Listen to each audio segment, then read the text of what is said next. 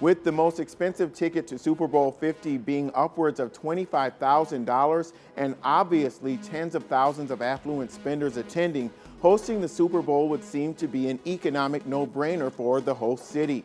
But MarketWatch's Jason Noddy points out that that's not necessarily the case, as cities hosting the Super Bowl very often lose money, mainly due to factors such as public safety and transportation costs. In fact, according to Noddy's analysis, last year the city of Glendale, Arizona lost between $579,000 and $1.25 million hosting the Super Bowl, and lost more than $1 million in its first hosting role in 2008. How is that possible? As part of hosting the Super Bowl, cities must agree to a long list of NFL requirements. That list, to put it plainly, requires cities to give up a lot of free stuff.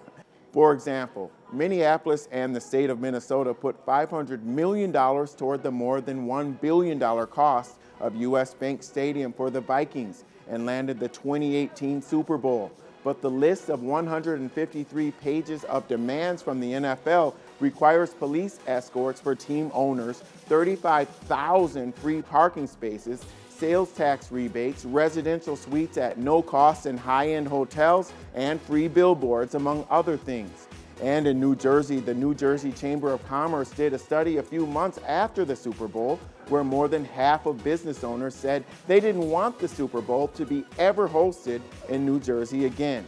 New Jersey Transit estimates that it racked up $7.2 million in costs covering the extra Super Bowl ridership, but only made $1.6 million in ticket sales and ad revenue. Noddy points out that the majority of the fans spent most of their money across the river in New York, not New Jersey. So what about Super Bowl 50 in Santa Clara? The city spent $114 million toward a new stadium, and the city stadium authority is responsible for $933 million more. The authority's debt can be repaid by selling stadium naming rights to Levi's, booking a host of other non-NFL events, and reinvesting stadium revenue. And Victor Matheson, an economics professor at Holy Cross University in Massachusetts, says spending within a city may not make its way back to the actual city or its residents. A prime example is a national chain hotel that quadruples its rates for the Super Bowl but doesn't pay employees 4 times their usual rate or bring in 4 times as many additional workers.